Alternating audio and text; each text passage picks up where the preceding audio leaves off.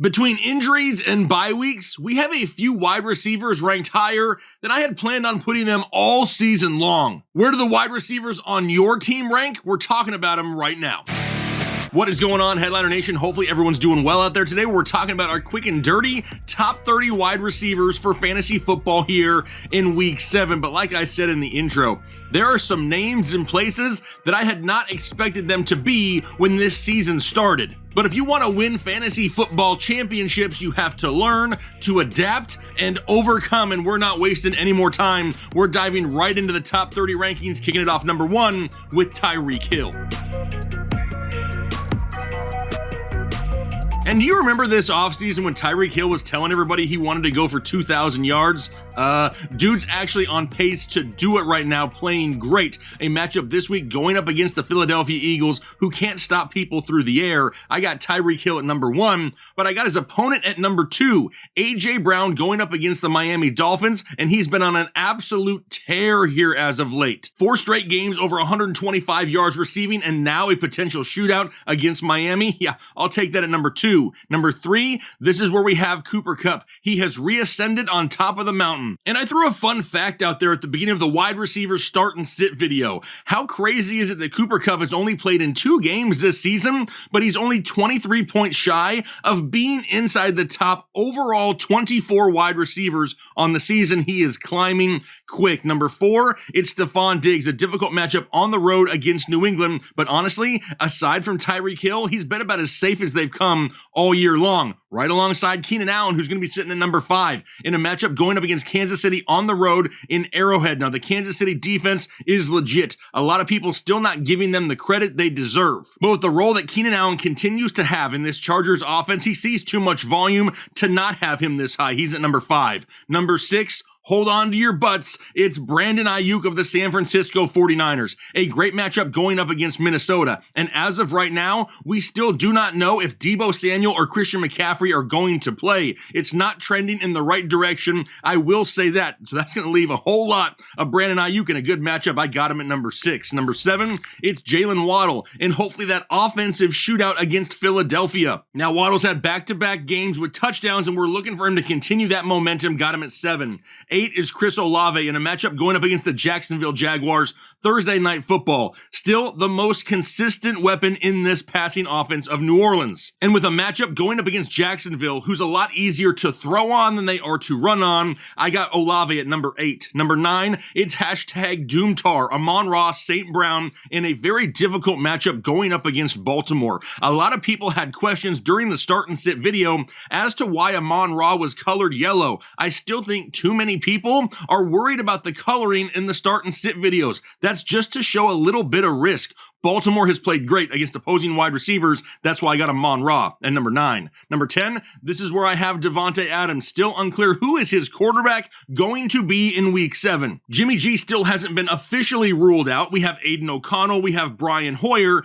Either way, it's a decent matchup going up against Chicago. And no matter who's under center, you better believe they're going to pepper Davante Adams with targets. Number 11, this is where I have DK Metcalf. A great matchup for him going up against the Arizona Cardinals. We've started to see DK become a little bit more frustrated here over the past few weeks. Does squeaky wheel get the grease? I think it does. That's why DK Metcalf's at number 11. Number 12, his opponent in that game, Marquise Hollywood Brown, all the way up to number 12. But it's really not as spicy as it seems. He's already a top 20 wide receiver this season anyway, and now in a great matchup going up against Seattle, who gives up a lot of points to opposing wide receivers. I got Marquise Hollywood Brown at number 12. Number 13 then, this is where I have Puka Nacua. Now, I said he could be a little bit lower in the rankings this week, but when I started to put the rankings together, he still belongs right around here. In a great matchup going up against Pittsburgh, I'm not holding last week's stinker against Puka. They didn't have to throw the ball a lot to beat the Arizona Cardinals, and that's why Puka didn't produce. It's not like he's not a part of the game plan anymore. I got him at 13.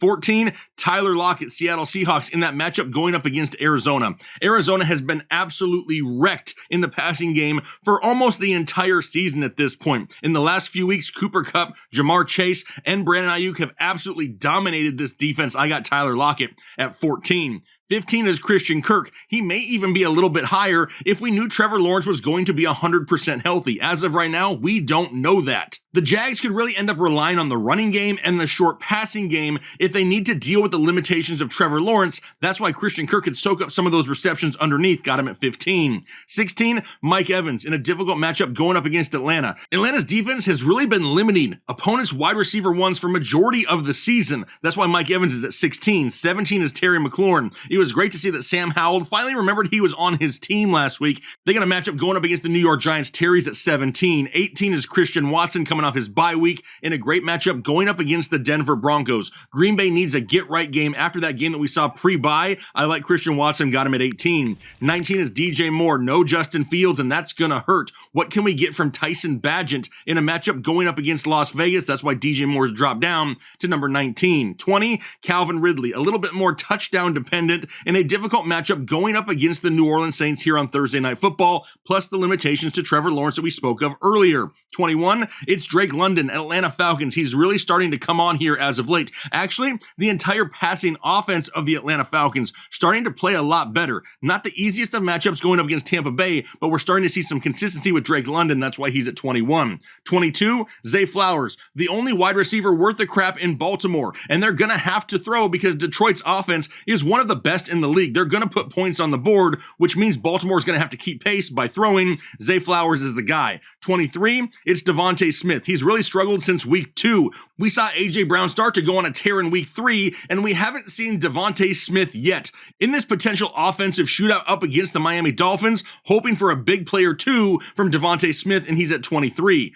24 then, this is where I got Amari Cooper. We may not have any idea who the hell his quarterback is going to be right now, but he's got a great matchup going up against Indianapolis, and he produced last week with P.J. Walker. He's at 24. 25 is Chris Godwin. Now, we know that Mike Evans is the leader of this wide receiver group as of right now, but he's going to draw a lot of defensive attention, and we're just hoping that Godwin can rack up a few targets underneath. Got him at 25. 26 cents, Michael Pittman in a matchup, a very difficult matchup, going up against that Cleveland Browns defense that is just limiting teams every single week. It's going to be an uphill battle, but Michael Pittman going to have to see 10 plus targets once again this week. 27, it's Curtis Samuel. He's been getting high value targets for weeks and now has touchdowns in 3 straight games in a matchup going up against the Giants. I got Curtis Samuel at 27. Jordan Addison going to be at 28 going up against San Francisco. It is a little bit easier to throw on San Francisco than it is to run on San Francisco. I'm just worried about the offensive line of the Minnesota Vikings holding up against that pass rush of the 49ers. Can it happen long enough for Addison to get down the field? That's why I've dropped him down some to 28.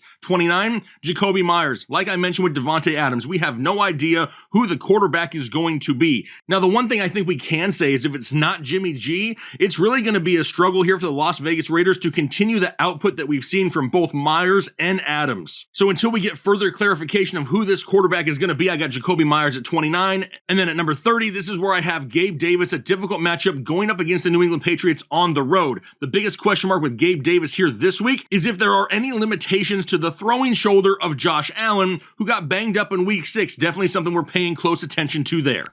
But like usual, you know I'm a man of the people, so we got a few guys on the outside looking in here. At the top, it's Deebo Samuel. We still do not know at the time of this recording whether he's going to be good to go or not. We've seen Deebo go out there coming off an injury and be a little bit of a decoy, and that's what really has me worried once again this week if he does play. What about George Pickens? Would love to have George Pickens higher, but we've activated Deontay Johnson off the IR and he's been practicing. Does he actually return and play this weekend? We still do not know. If he doesn't, George Pickens is going to move up inside my top 30. If we do have a Deontay Johnson situation, we're going to kind of have to wait and see, right? Because I expect him to be somewhat limited in his return, but they haven't given consistent targets each and every week to George Pickens as is. How about Rashee Rice? I mentioned this in my wide receiver start and sit video. Do you ever just have a gut feeling? That gut feeling for me this week is Rashee Rice in a great matchup going up against the Chargers. Courtland Sutton continues to be the best wide receiver in Denver.